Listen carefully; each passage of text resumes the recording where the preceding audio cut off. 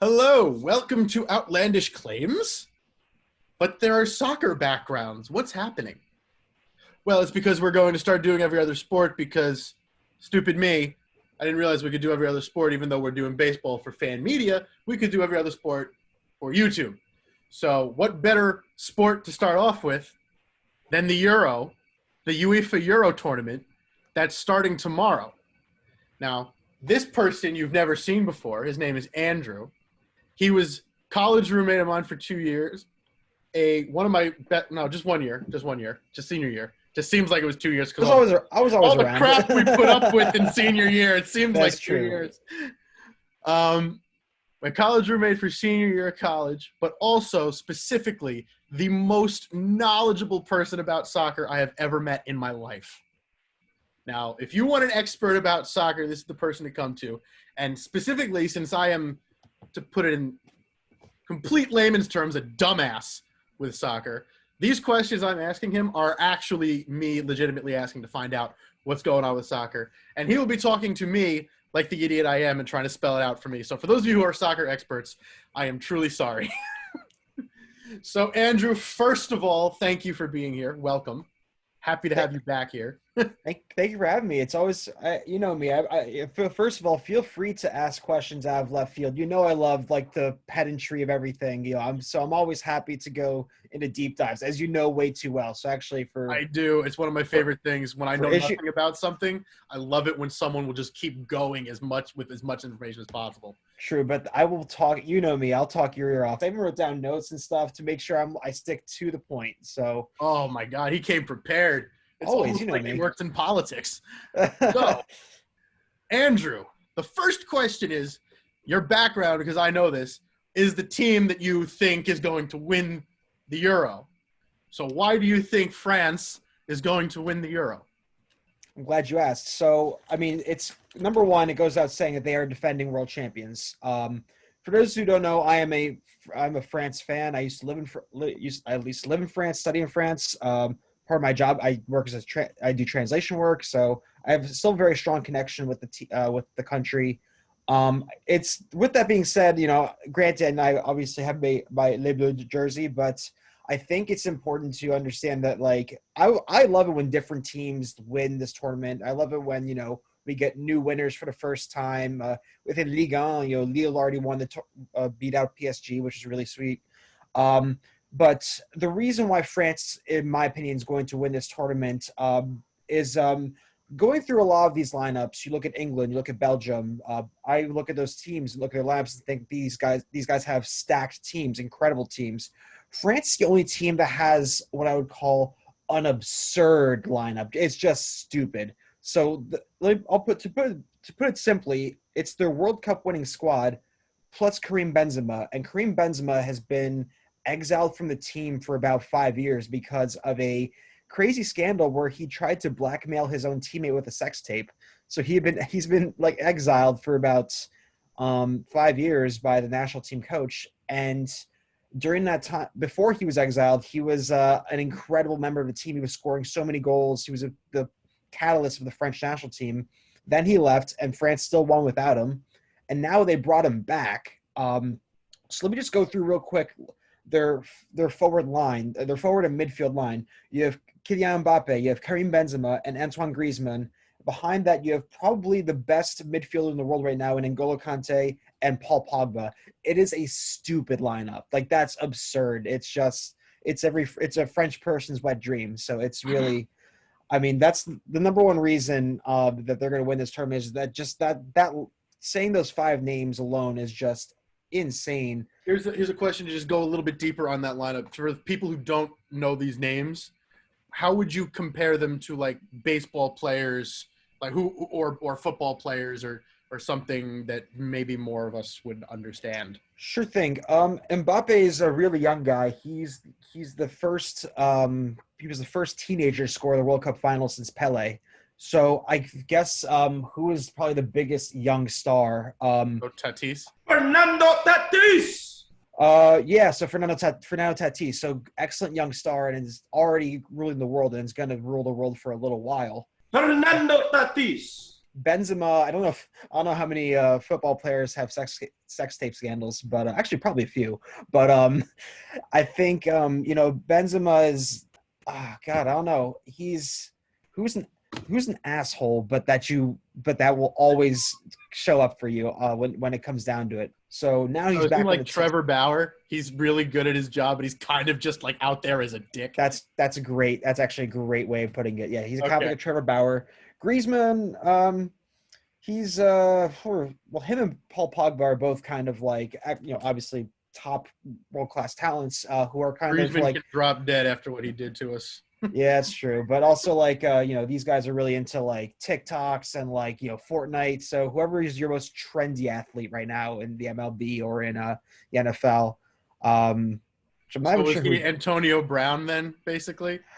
Way back when he was Yeah, good, but also yeah. Before TikToking and before it got toxic, yeah, I would say so. And okay. Conte is like, oh, Conte is a JJ Watt, which is hilarious because Conte is 5'5", but he is like the kindest like individual, like, but he runs everything. Everything goes through him. Like he is probably the most skilled at his position, the same way JJ Watt is the most skilled at his position when he's not hurt. So you mentioned England has also a stacked team now. As of course, as an Ireland fan, I hope they implode. What is it about this team that is different?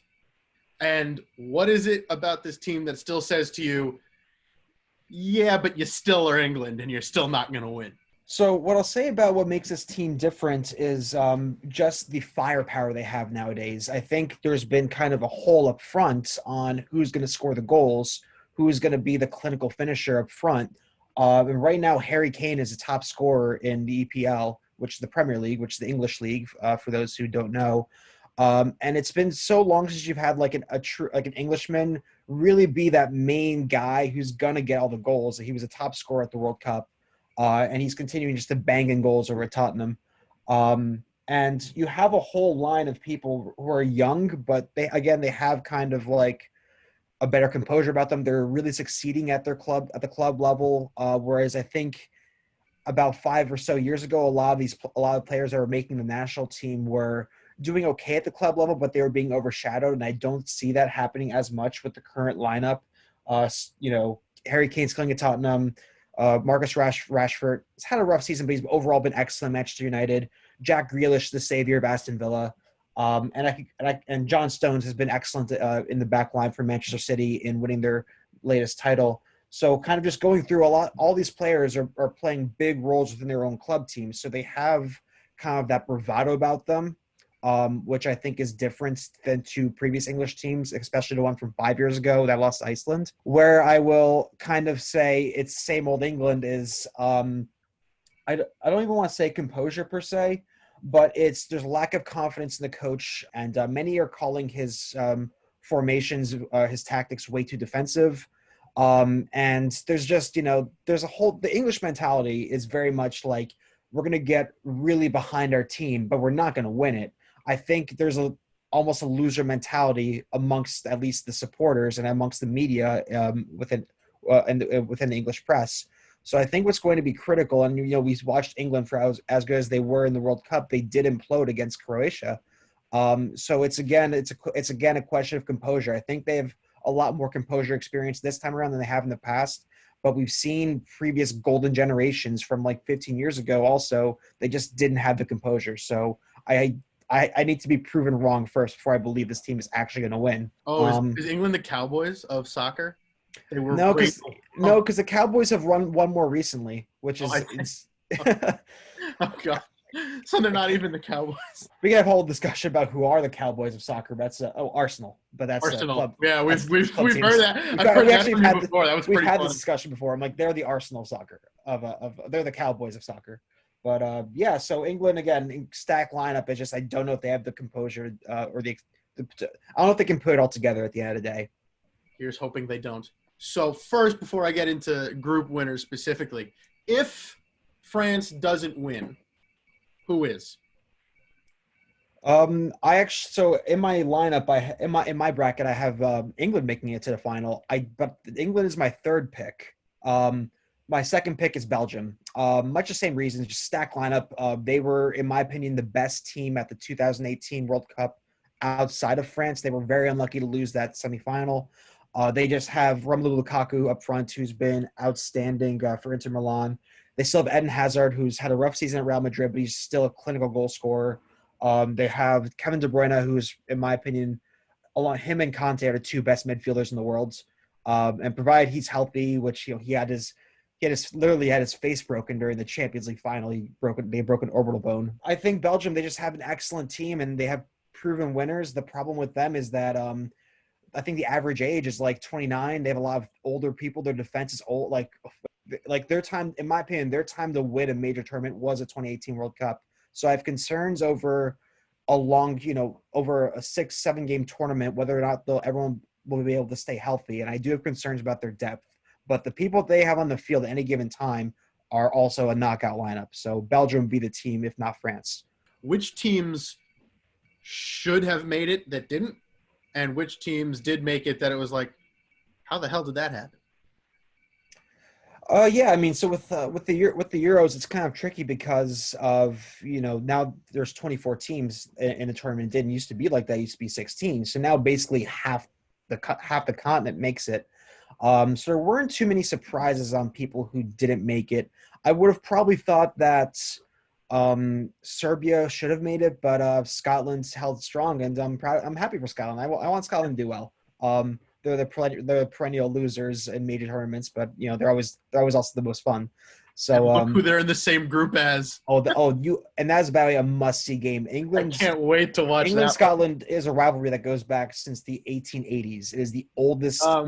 England and Scotland is a rivalry that goes back to William Wallace. Sir. Right. They haven't liked each other for a good long while. And our thing is, Scotland, especially over the last 20 years, has been not as great of a team, but whenever they play England, they just put it together. Or they even if they lose, they play extremely well. So expect a good game. But so I think a team I was surprised didn't make it was probably Serbia because they've had a talented young core that won the Youth World Cup a number of years ago, but they lost some penalties, and that's the way it goes. I would have said Ireland, to be honest with you. I was surprised they didn't make it until I saw their performance against Luxembourg, and then it fully made sense that they really shouldn't have been there. I don't even know. I take full responsibility for Ireland this year. Like they were just, I don't know what. They are so reliant on defense, they forget how to score. And I don't even really want to get – but yeah. North Macedonia?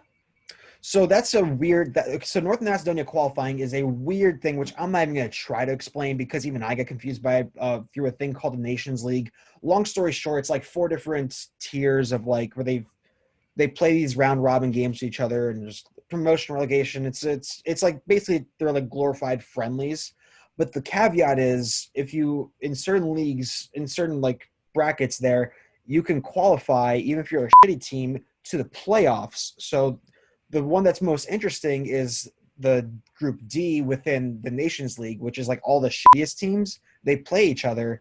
And at the end of the day, one of those... Why wasn't Ireland there? They could have beaten North Macedonia. I think Ireland's in C. So I feel God. So we're crappy, just not quite crappy enough. You're in the same position as Romania is where I'm from, but so Macedonia they put it together, and not for nothing they have a number of players playing in top leagues. They've had a guy named Goran Pandev who's been alleged, has been, he was a star striker at Inter Milan for like 10 years ago, and like granted he's 37, but he still gets game time because who else are you really gonna put up there?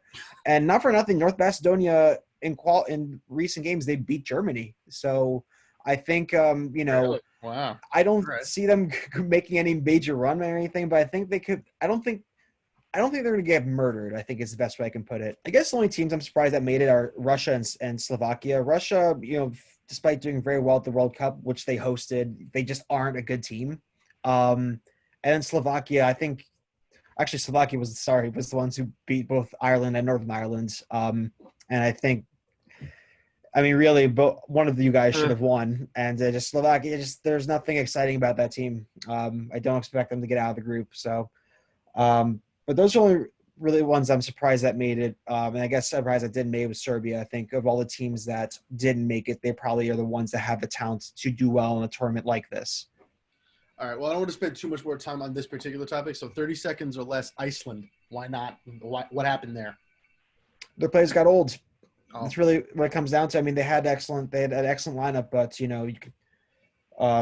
Europe's competitive, and I just think at the end of the day, the magic ran out. Let's go through the groups then, my good sir. You have as the winner of each group. I'm not even going to introduce each group. Just tell me who your winners of each group are, and then the.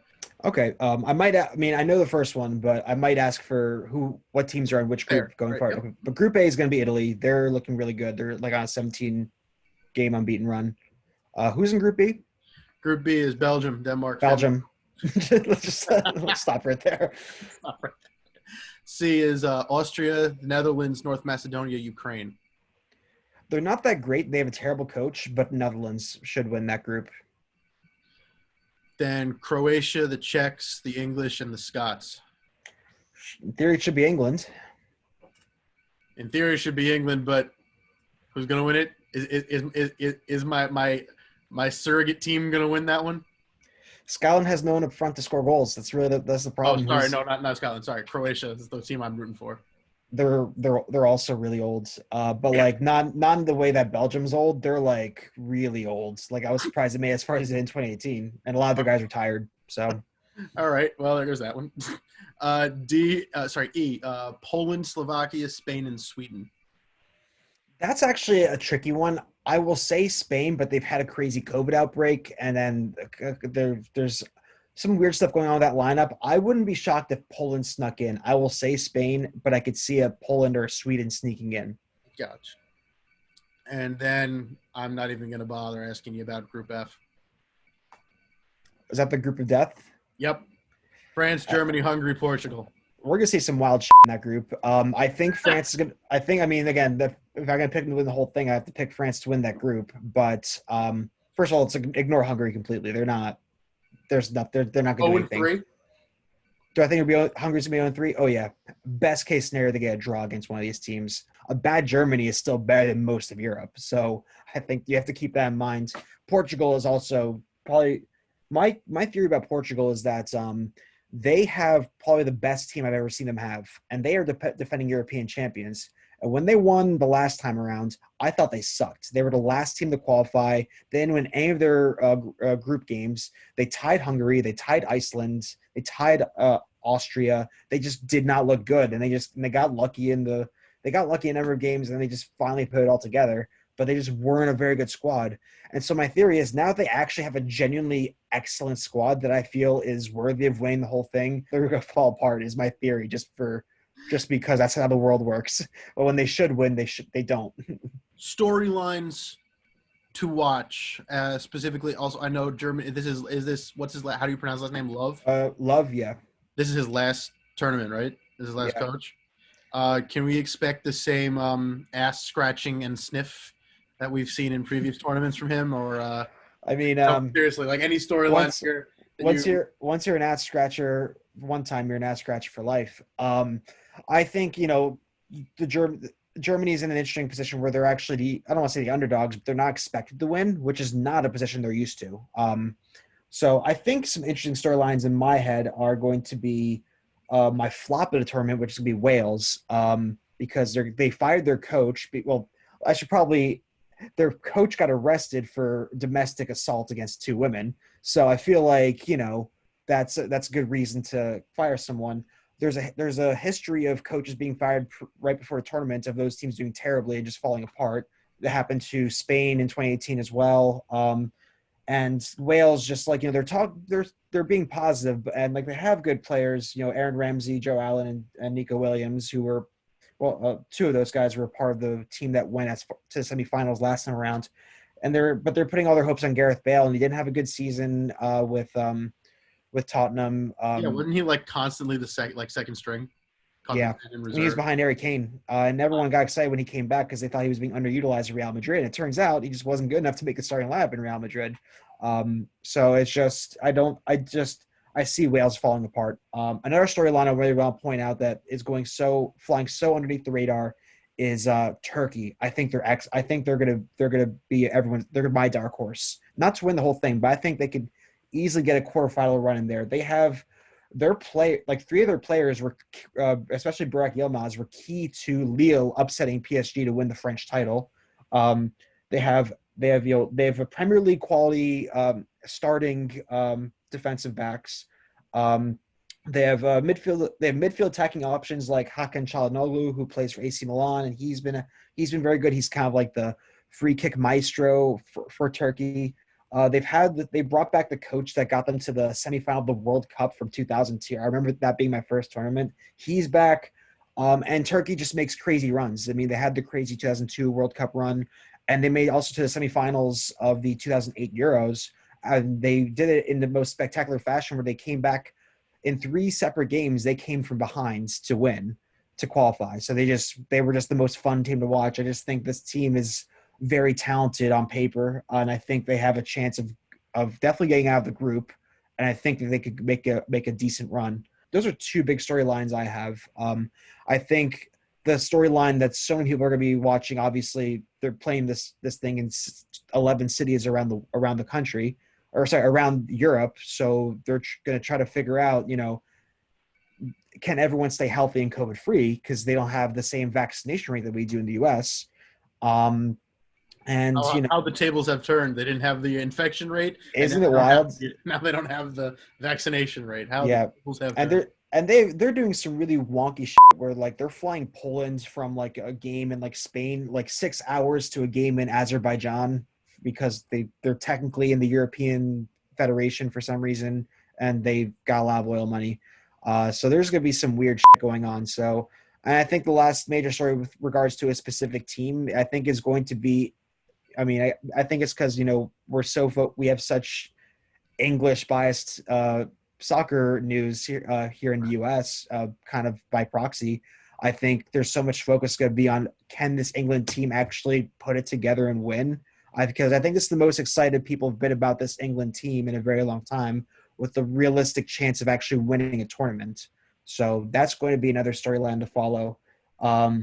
But I mean, look, I will say this about the Euros is that, World Cup always has upsets, but I think the European Championships, for whatever reason, is always conducive to like random teams not only going far, but like making it to the finals, even winning it. I mean, Greece won the thing in 2004. This is before Spain became the world beaters, but it was a minor upset when they won the Euros in 2008. And then, obviously Portugal winning last time, I thought they were shitty, but they put it together. I think this is a tournament that's more conducive to upsets. We're not talking like, Final Four upsets, or sorry, like NCAA basketball tournament upsets where it's like, 16th seed won, and now he's going to get knocked down the next round. Like, we see these teams going sometimes all the way. So I think there's that kind of component as well. So that's another thing to watch. So watch out for Scotland, watch out for Northern Macedonia, watch out for some, there's always some wild shit that happens in tournaments like this. So that's always a storyline to keep an eye out for these small teams. Well, Andrew, thank you very much for being here. This was a lot of fun. I certainly enjoyed it. I'm sure I'll figure out a way to try to work you back in here after the group rounds are closed or something, or semifinals or something, and you can give us even more information about soccer. Thank you for watching. We'll see you next time with our continuation of this week's MLB shows. Thanks for watching. We'll see you then. Oh, dude, that was so much fun.